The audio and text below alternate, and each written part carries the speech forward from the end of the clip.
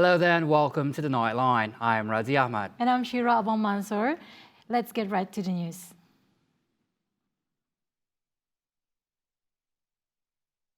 The Sarawak government will establish a research centre for infectious diseases. A centre where scientists can work and collaborate with academia, government as well as the worldly renowned institutions. Therefore, 190 million ringgit has been allocated for such purpose, expected to be complete in 2024. For that, I'm pleased to inform you that the state government has set aside 190 million for us to establish Center of Infectious Diseases. This will be a research center where scientists can work and collaborate between the academia, the government, as well as the institutions throughout the world that have some credibility in terms of research and development. We do hope that the facilities will be completed in the year 2024. Chief Minister Dato' Patinggi Abang Johari Tun Abang Haji Openg said it will enable local scientists to conduct research and development in formulating vaccine and thus mitigate the spread of the new diseases. He added that COVID-19 is just one of the diseases and there may be others in the future due to environmental problems. I am a very firm believer in the power of research and development. And COVID-19 won't stop research from being carried out, for it is only through research that solution can be found in the fight against COVID-19. We have brilliant academics and industry experts from both within and outside Malaysia, and their presence in this conference should augur well for our continuous effort to cooperate in the Asian region in seeking ways to contain COVID-19 by way of innovation to science and technology. He said this at the first Global Summit on Viral Immunology and Antiviral Therapy of COVID-19 at UITM Sarawak, Samarahan. Abang Johari said the special edition conference is timely for local and international participants of both academia and industry to present their knowledge and latest research. Meanwhile, the conference provides opportunity for experts to highlight the recent innovation in science and technology developments. With both academics and industry experts from within and outside of Malaysia at the conference, their presence augured well for continuous effort to cooperate in the Asian region in seeking ways in innovate science and technology.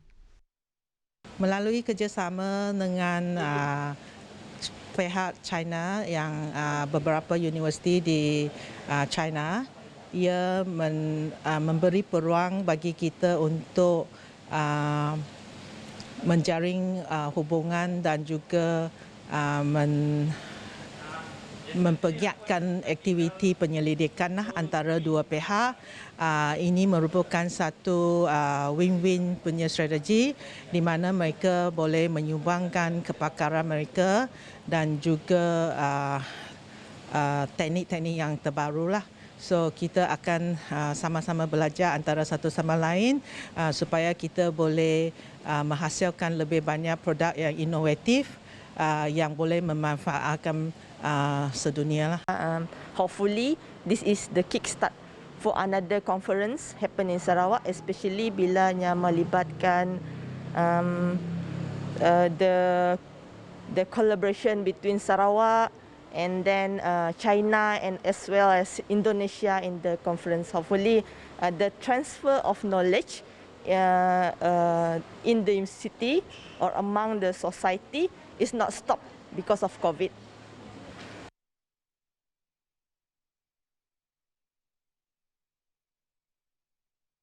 Two new imported positive COVID-19 cases reported in Sibu district today, bringing the total number of positive cases in the state to 1,058.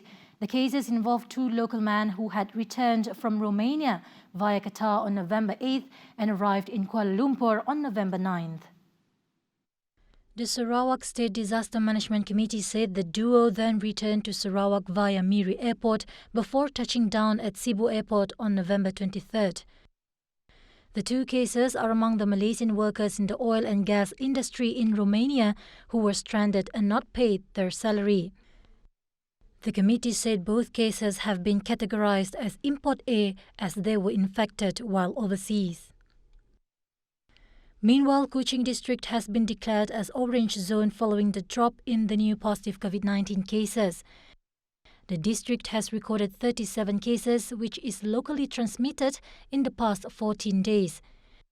The committee informed Miri and Lawas district maintained as yellow zone. The Ministry of Health has clarified districts with more than 40 cases in a 2-week period as red zones, 21 to 40 cases as orange zones, 1 to 20 cases as yellow zones, and those with no cases as green zones. Malaysia recorded 2,348 COVID-19 infection recoveries, the highest ever recorded over a 24-hour period, while the daily tally dropped to 3 digits at 970 cases. Health Director General Tan Sri Dr. Nur Hisham Abdullah said this brought the cumulative number of recovery cases to 46,501, or 77.7% of the total number of positive cases.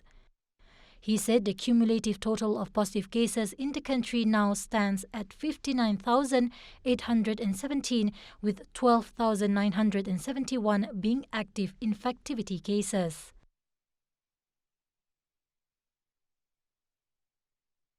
No more trekking through rugged terrain to have internet access. Students in Nanga Sumpa Longhouse in Lubuk Antu can now complete their assigned homeworks from home. Not only the students, but also the communities residing there can now communicate with the outside world through very small aperture terminal or VSAT.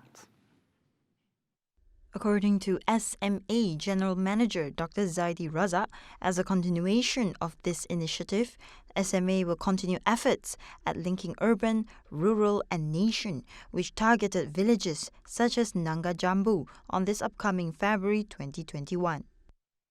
For students from Nanga Sumpa, completing their homeworks and learning have been made easier with the latest connectivity in their area.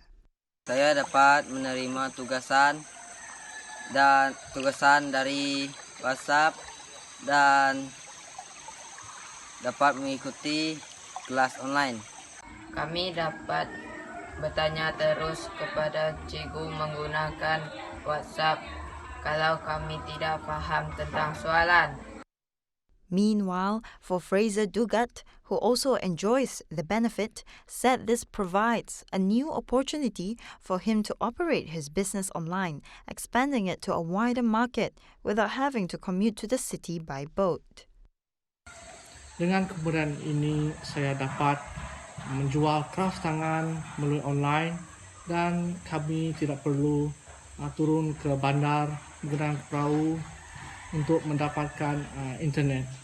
Dengan ini kami sangat mudah berhubung dengan saudara kami di bandar. Also sharing the happiness were the parents who expressed their gratitudes for such initiatives. I really appreciate and thank you very much to SMA, Resident, and to our state government of Sarawak, which is very kind to give us Wi-Fi free or internet to set up at Nanga Sumpa. And also, some of the children from our kampong are really very happy because they can study and they can learn or can do their homework at their home. So very happy because we can direct or communicate with our family, which is at Biri, Kuching, Ebian and Sabah also. So, thank you very much.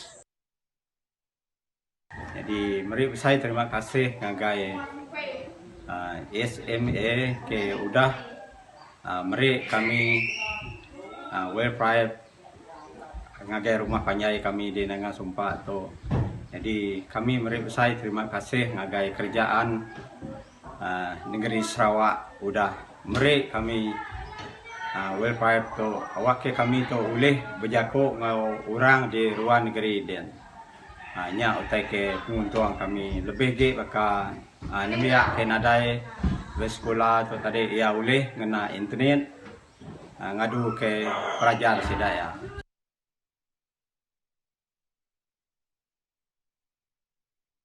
The announcement on reopening of nurseries and kindergarten has benefited working parents as frontliners during the COVID-19 pandemic. However, some parents are concerned with the move, especially in the red zone. Despite some concerns, nurseries and kindergartens located in the red and yellow zones in Sarawak are allowed to operate in accordance with the standard operating procedures SOPs outlined by the Sarawak Ministry of Welfare, Women, Family and Childhood Development, KWKPK. So kita sama-sama telah lihat tadi dari segi penjarakan fizikal, waktu makan, waktu aktiviti, waktu tidur. Kemudian dari segi peralatan dicuci setiap hari, saya difahamkan tadi. Ini dalam SOP kita. Peralatan, barang permainan perlu juga dibersihkan setiap hari untuk memastikan bahawa anak-anak kita ni selamat. Datuk Sri Fatimah Abdullah said this after reviewing the operation at Taska Bimbingan Cahaya in Kuching earlier today. She emphasized that the responsibility to comply with the SOP requires cooperation from all key workers, parents and society. Ini juga penting. Ibu bapa juga perlu mematuhi SOP sebab anak-anak ini nanti akan dibawa balik ke rumah. Kalau ibu bapa ataupun ahli keluarga di rumah tidak mematuhi SOP, misalnya bila mereka keluar keluar ke tempat-tempat awam, jadi ianya juga ada risiko kepada anak-anak. Jadi untuk memastikan kita ni anak-anak kita selamat, ibu bapa kita mahu ibu bapa juga selamat dan juga ahli keluarga lain di rumah selamat. Jadi ini bergantung kepada pematuhan kepada SOP semua pihak. Bukan saja pihak Taska, pihak tadika, ibu bapa juga dan juga orang ramai. Kita semua kena jaga kita supaya kita dapat putuskan rantaian COVID-19 ini. Meanwhile, headmistress of Taska Bimbingan Cahaya said that reopening the kindergarten was not an easy decision to make when the country was hit by the pandemic. We have a couple of children whose both parents are frontliners.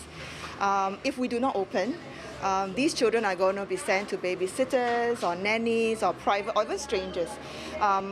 If we are not able to make sure that they have followed their SOPs, I think the risk is even higher for them. So we have to put ourselves at risk. I think the team and I, to open the school, I think it's not just the children being at risk in this situation. I think with all the SOPs aligned, that we try our best to put aligned. At first, we are trying to train the kids to follow our SOPs. As you know that the kids, they are really very active.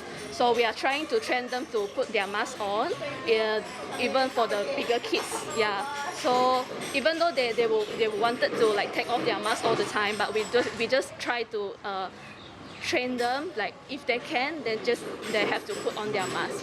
So and also the social distancing and also line up to wash their hands. So we are trying to train them according, teach them all about the SOPs thing.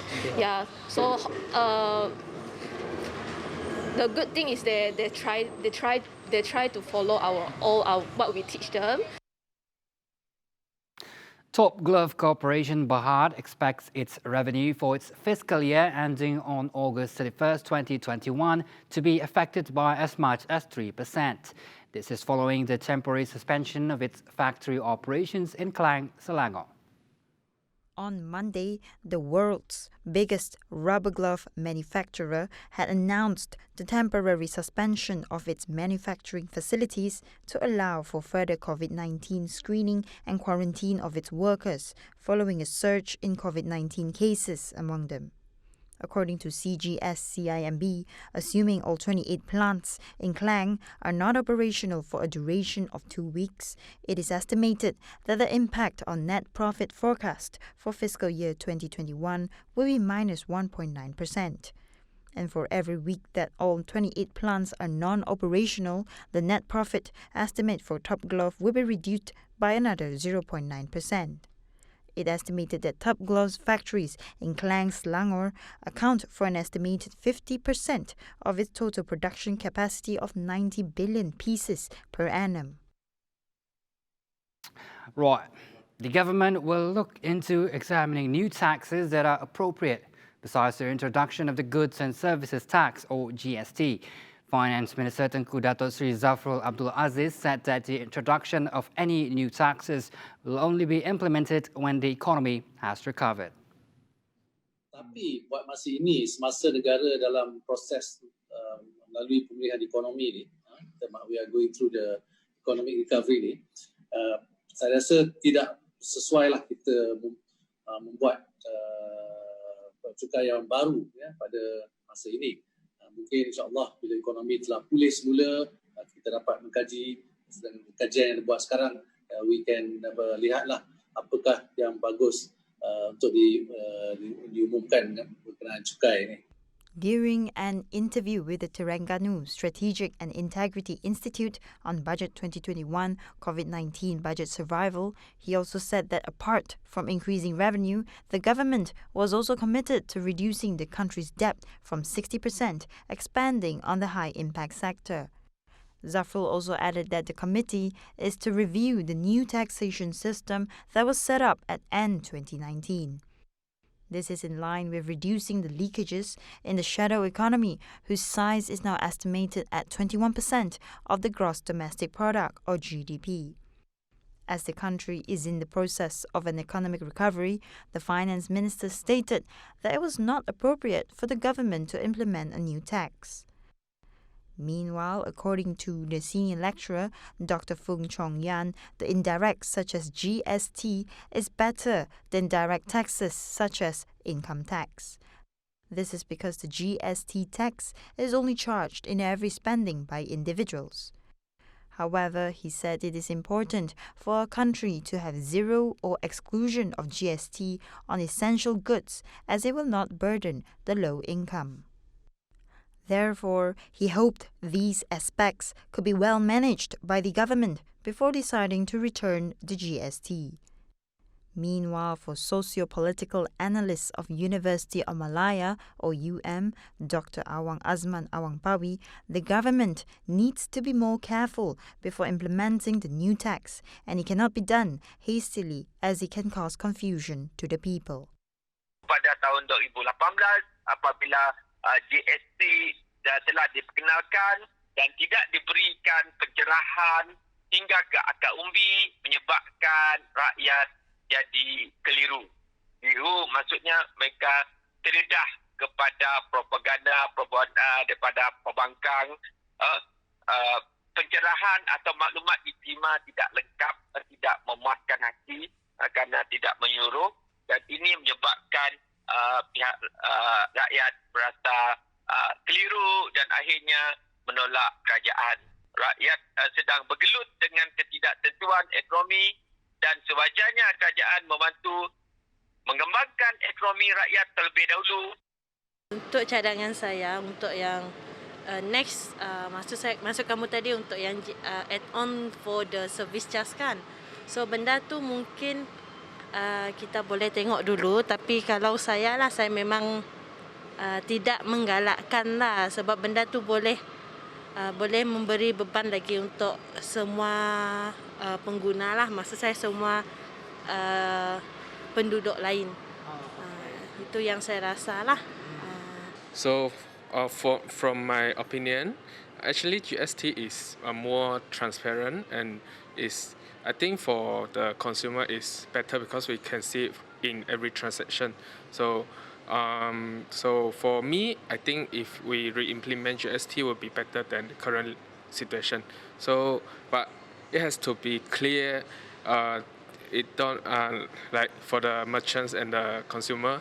So, for example, must be fully transform the SST to GST lah. Don't be confused somewhere like that.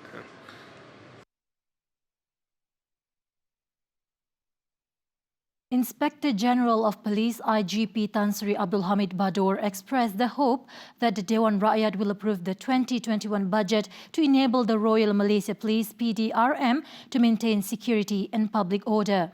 He said that the police always focus on maintaining security and public order and on top of implementing the Recovery Movement Control Order RMCO Standard Operating Procedures SOPs.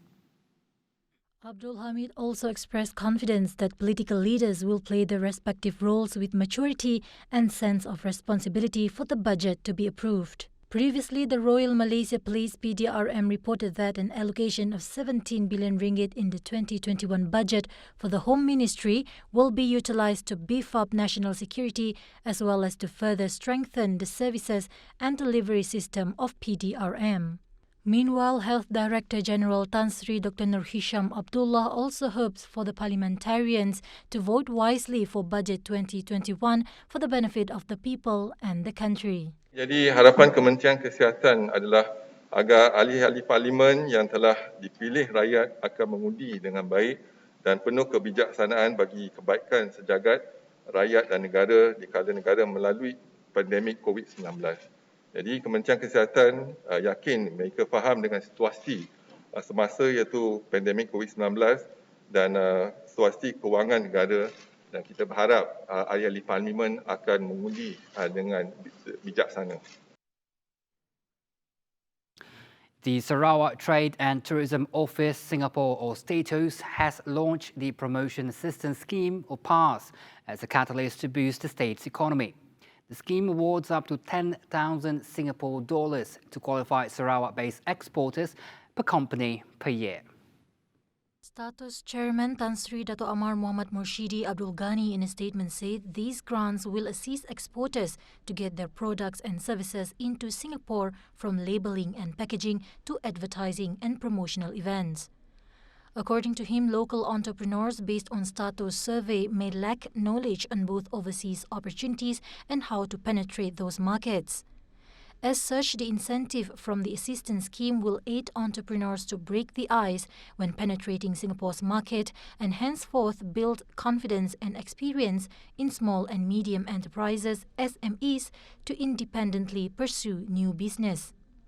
Murshidi also urged the Sarawak SMEs to create a stronger global identity by exporting Sarawak's unique products to Asian nations despite facing restraint due to COVID-19.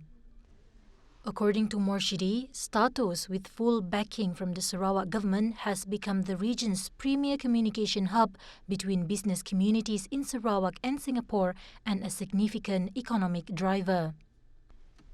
To apply for Promotion Assistance Scheme, PASS grants or to get advice and assistance on exporting to Singapore, email kenny.lau@statos.com.sg or go to www.statos.com.sg/trade/.